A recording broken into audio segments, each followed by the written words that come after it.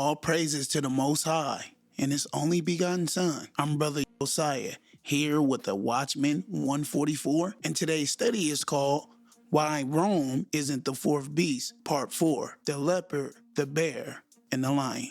Let's get straight to it. Revelation 13 verses 1 to 2.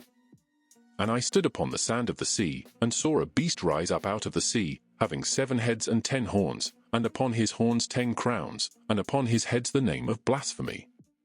And the beast which I saw was like unto a leopard, and his feet were as the feet of a bear, and his mouth as the mouth of a lion, and the dragon gave him his power, and his seat, and great authority.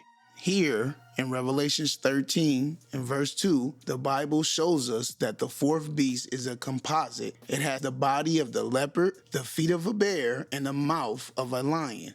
In other words, this beast is a mixture of all the previous beasts. That means if we want to understand who the beast is, we have to go back to Daniel's chapter 7, because that's where these same animals first appear. Daniel 7 verses 3 to 6. And for great beasts came up from the sea, diverse one from another. The first was like a lion, and had eagle's wings. I beheld till the wings thereof were plucked, and it was lifted up from the earth, and made stand upon the feet as a man, and a man's heart was given to it.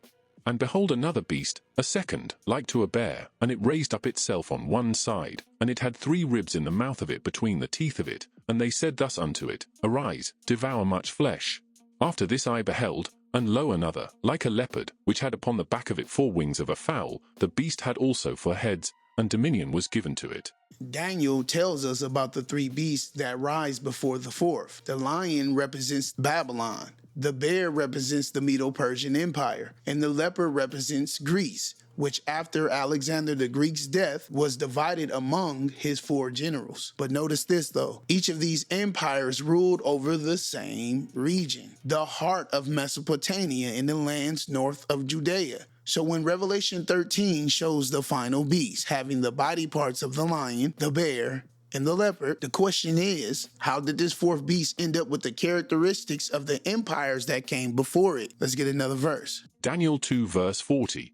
And the fourth kingdom shall be strong as iron, forasmuch as iron breaketh in pieces and subdueth all things, and as iron that breaketh all these, shall it break in pieces and bruise. Notice how verse 40 describes the fourth kingdom as iron that breaks in pieces and crushes all things. So in verse 40, in the middle of the verse, it says, and as iron that breaks all these shall it break in pieces and bruise. When it says that breaks all these, what are the these? What is it speaking about? The gold, the silver, and the bronze. In other words, the fourth kingdom is so strong that it will crush all the kingdoms that came before it. Let's look at this verse in another translation. Daniel 2 verse 40. And then there will be a fourth empire, as strong as iron, which shatters and breaks everything. And just as iron shatters everything, it will shatter and crush all the earlier empires. This translation clears it up. The fourth empire will crush all the earlier ones. That means that the fourth beast doesn't just appear on its own.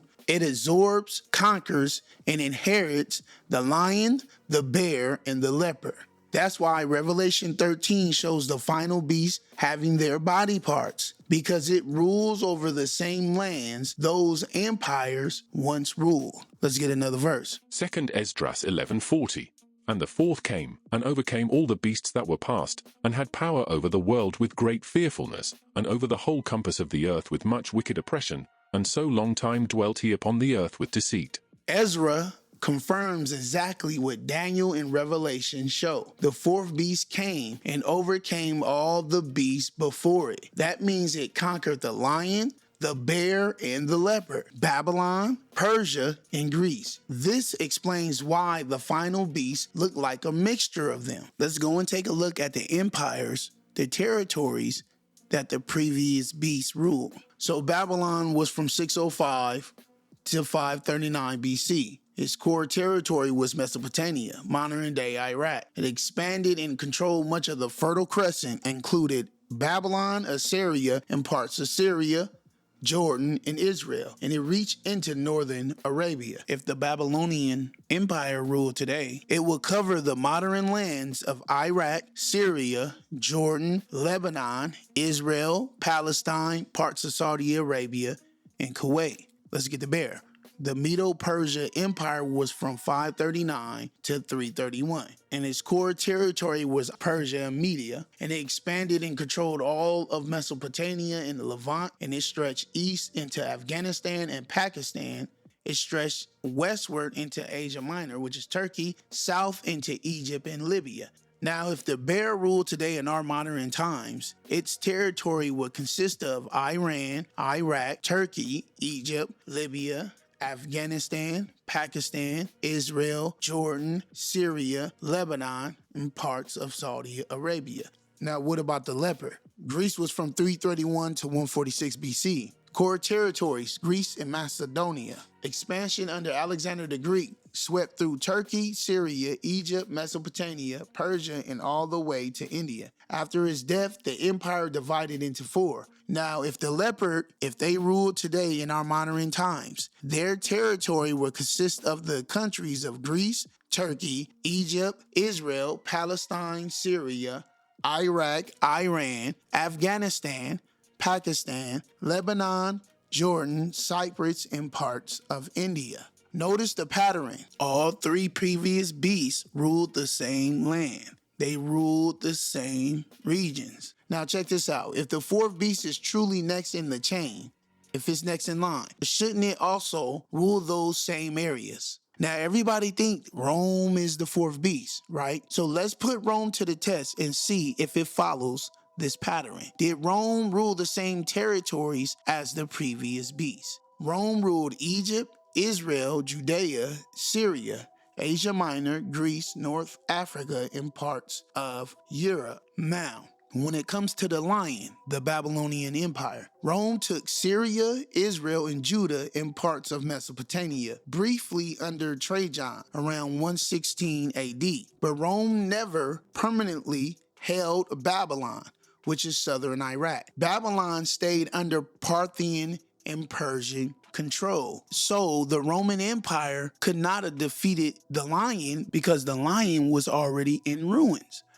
Babylon was not a kingdom about time the Roman Empire got there. When Trajan entered Babylon, all he did was make a sacrifice to Alexander the Great. And then a year after Trajan dies, Hadrian relinquished all the lands that were in the east, which were include Babylon. So if Rome did take over Babylon, they only took over Babylon for a year. They never permanently held Babylon as a Roman province. Now, when it comes to the bear, Medo-Persia, did Rome rule these territories? Did Rome take over the bear? Rome never reached Iran, Afghanistan, or India. It only touched the western edge of the former Persian lands, Syria, Asia Minor, and Egypt. So the Roman Empire never took over the bear, but it only took over the western territories of the bear. So let's take a look at the source that we got on the screen.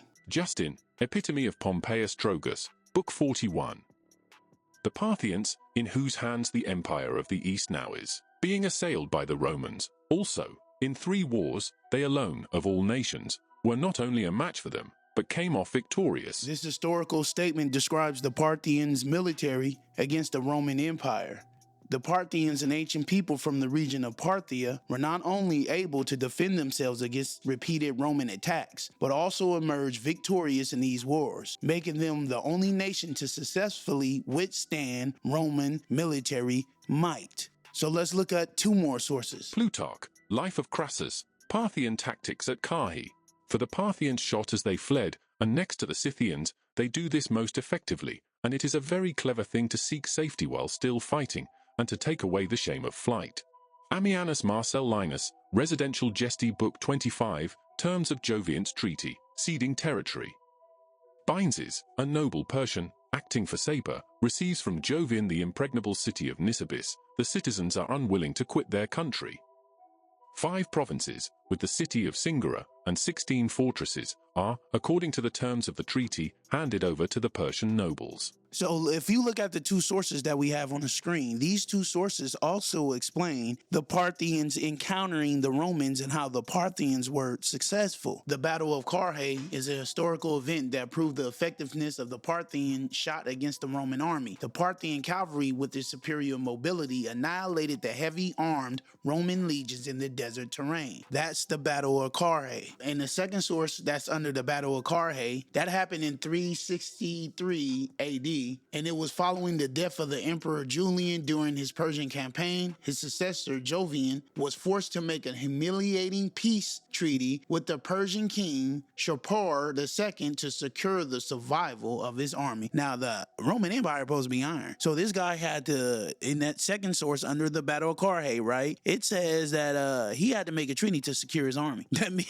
how are you iron and you making a treaty to secure your army? Come on now, ladies and gentlemen, right? So we know that Rome never took over the bear. So how can Rome be this beast we see in Revelations 13:2, the beast that has the feet of a bear, if Rome never took over the bear? It has no bare feet to put on because it never conquered the bear. Now, when it comes to the leopard, did Rome rule these territories? Rome took Egypt, Israel, Judah, Asia Minor, and Greece, but did not conquer Persia, Mesopotamia, Babylonia, or the eastern Seleucid lands. Those were held by the Parthians. So according to Daniel chapter 7, you have the four-headed leopard, and we're going to show proof that Rome only conquered 3 of those heads. So let's get our first source right here. Plutarch, Life of Aemilius Paulus, Pydna.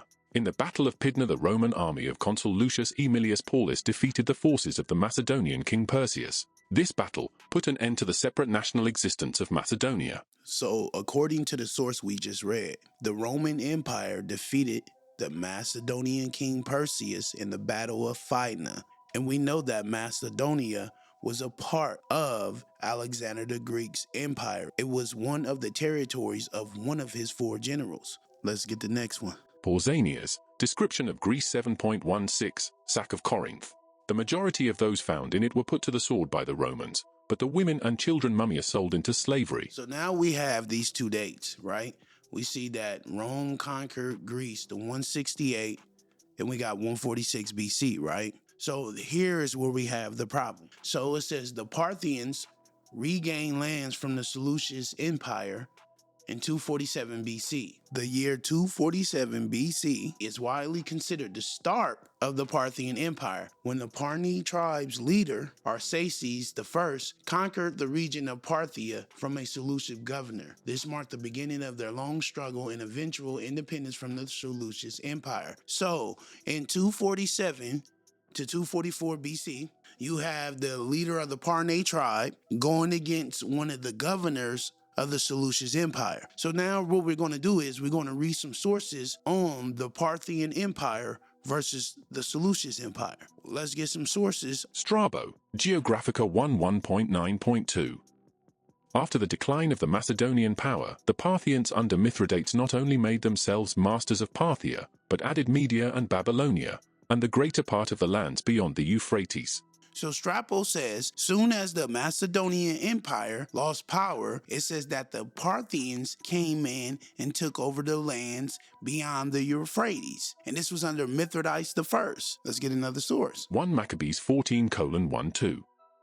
But when Arsaces, the king of Persia and Media, heard that Demetrius was entered within his borders, he sent one of his princes to take him alive, who went and smote the host of Demetrius, and took him, and brought him to Arsaces, by whom he was put in ward.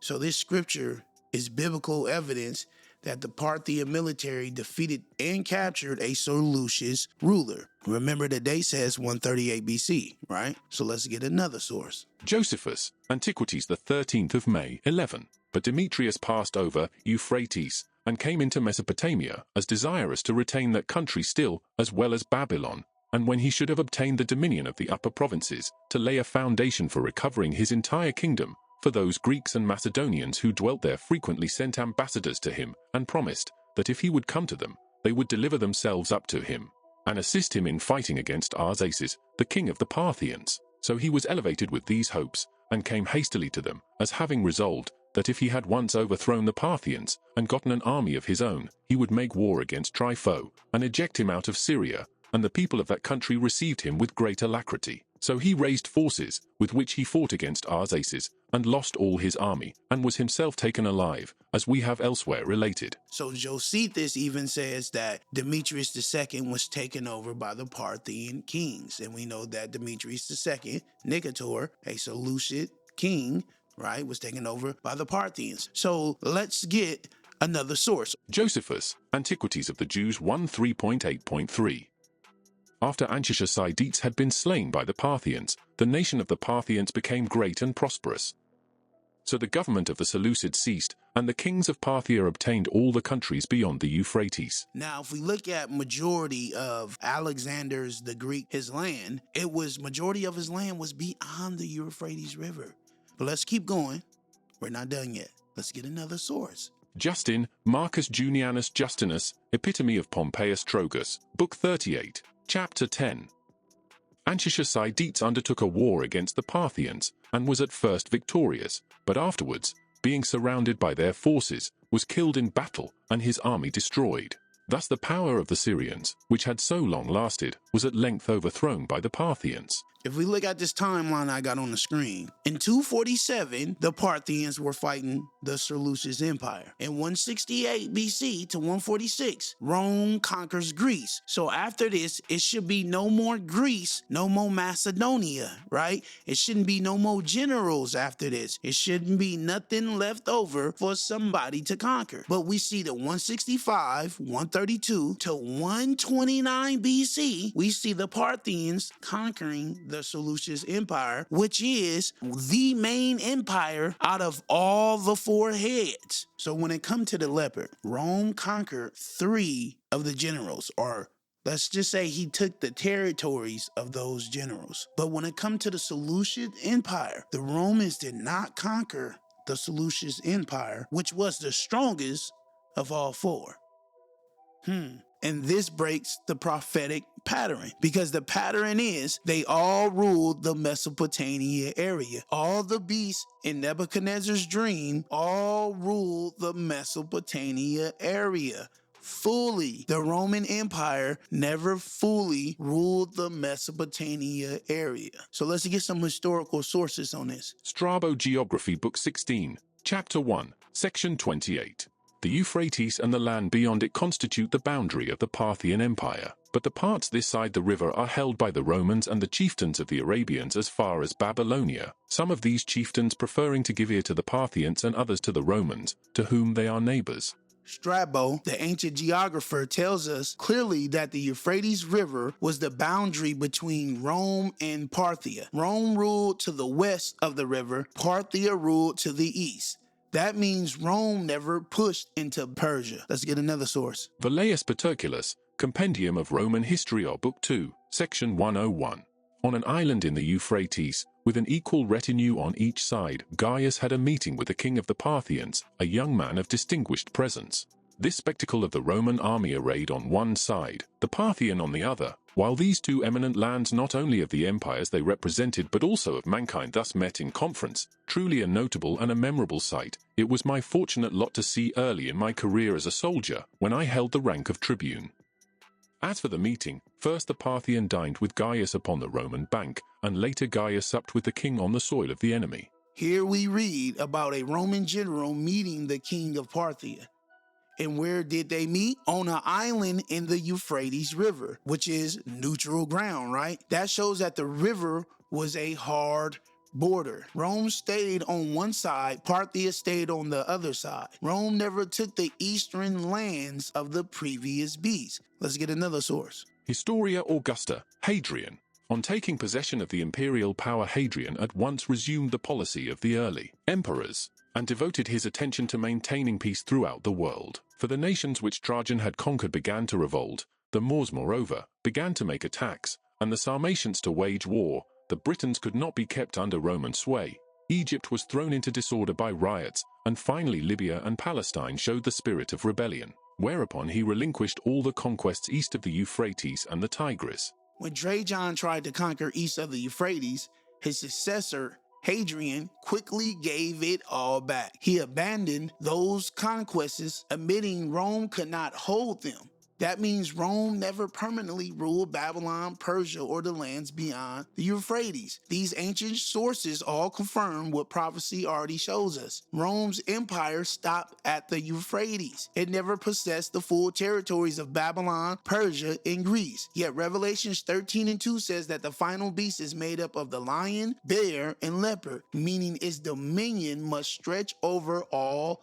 their lands. Rome simply doesn't fit. If the final beast has the body of the leopard, the feet of the bear, and the mouth of the lion, then its territory will cover the same lands as those empires combined. That means the combined empires cover the same old world heartland where Bible prophecy consistently unfolds, stretching from Greece to India, from Egypt up to the Caucasus. According to Revelations 13:2, the final beast will rise in the Middle East, ruling the exact lands of the first three kingdoms. Therefore, Rome cannot be the fourth beast at all. Let's get our last verse. Daniel 2 verse 35.